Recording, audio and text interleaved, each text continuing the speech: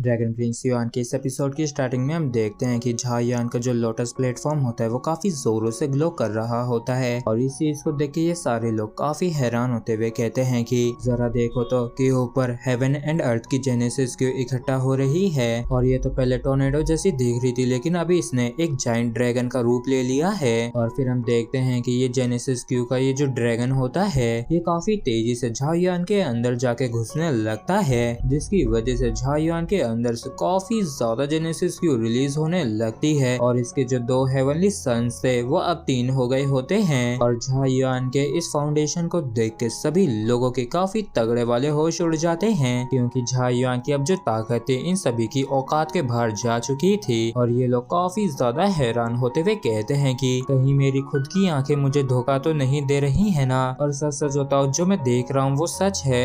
जिसपे दूसरा कोई कहता है कि ग्रैंड एल्डर झा युआन का जो जेनेसिस क्यू फाउंडेशन है वो 4.3 बिलियन जेनेसिस क्यू स्टार्स तक पहुंच गया है और मुझे तो ये नामुमकिन सा लग रहा है। और करीब करीब इस बार इनका 2 बिलियन जेनेसिस क्यू स्टार्स बढ़े हैं। जब झा युआन के इस जेनेसिस क्यू फाउंडेशन को देख के झाओ मुशेन काफी हैरान परेशान होते हुए मन में कहता है कि ये बंदा भी ना, मैंने सोचा था कि इस बारी मैं इसे पीछे छोड़ दूंगा। जबकि झा युआन की फाउंडेशन को देख के वो यह कहती है कि वैसे तो फादर ने तुमसे तुम्हारी ब्लेसिंग को छीन लिया था लेकिन अब ऐसा दिखता है कि असल में उन्होंने ऐसा करके तुम्हारी ही मदद की थी। और तभी हम देखते हैं कि ये जो स्टोन टैबलेट होता है ये टूट जाता है और इस पे ये जो मिस्टिक रूइंस बने हुए थे ये भी गायब हो जाते हैं। जिसके बाद हम झा युआन को देखते हैं और ये मन में कहता है कि बहुत बढ़िया, इस इम्प्रूवमेंट के साथ मैं आखिरकार सेंगजू हेवन के साथ कम्पीट करने के लिए क्वालिफाई हो ही गया। और इस स्टोन टैबलेट के गायब हो जाने के बाद यहाँ के आसपास की जो जमीन होती है वो कांप उठती है और ये जो गु युआन हेवन होता है ये काफी तेजी से बदलना शुरू हो जाता है। जबकि गुआन क्विंगलोंग कहता है कि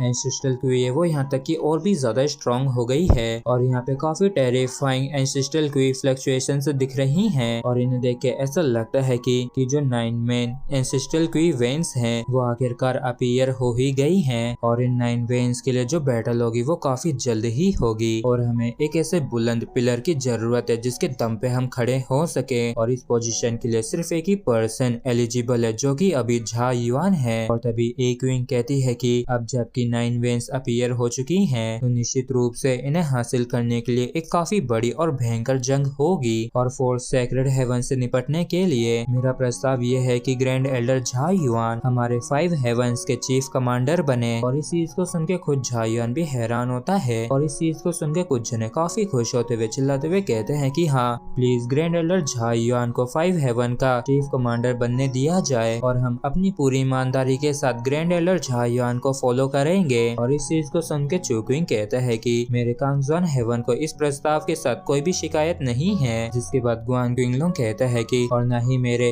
हुनयुआन हेवन को है। और जैसे जियांग चिंगलिन की डिसीजन लेने की बारी आती है तो ये कहता है कि हम यहाँ पे सिर्फ 3 ही हेवंस हैं और मैंने सुना है कि क्यानकुन हेवन का जो हेवनली सन स्टेज लीडर है उसके पास एक काफी रेयर टैलेंट है। और तभी गुआन क्विंगलोंग कहता है कि grand elder Zha Yuan sacred race अभी काफी ज्यादा पावरफुल है और अगर हमारे 5 हेवंस अब भी पहले की तरह बिखरे रहते हैं तो मुझे डर है कि हमें अनइमेजिनेबल कीमत चुकानी पड़ेगी। और सबसे बुरा ये होगा कि हमारी जो सभी रेसेस हैं 5 हेवंस के अंदर वो पूरी तरीके से खत्म हो जाएंगी। और अब जब आपके पास इतनी पावर है तो प्लीज आप इस जिम्मेदारी को उठाने से इनकार मत कीजिएगा। तो चुक्विंग कहता है कि अगर क्यानकुन हेवन कन्विंस नहीं होता है तो हम उनके साथ मैच कर सकते हैं। और जियांग जिनलिन को भी ये रियलाइज हो गया होता है कि सभी लोगों ने अपना डिसीजन ले लिया है तो इसके पास भी इसे स्वीकार करने के अलावा इसके पास कोई और रास्ता नहीं रह गया होता है। तो ये कहता है कि हमारे वांशो हेवन को भी कोई ऑब्जेक्शन नहीं है। और भाई लोग झा युआन से तो कोई पूछता भी नहीं है कि ये क्या चाहता है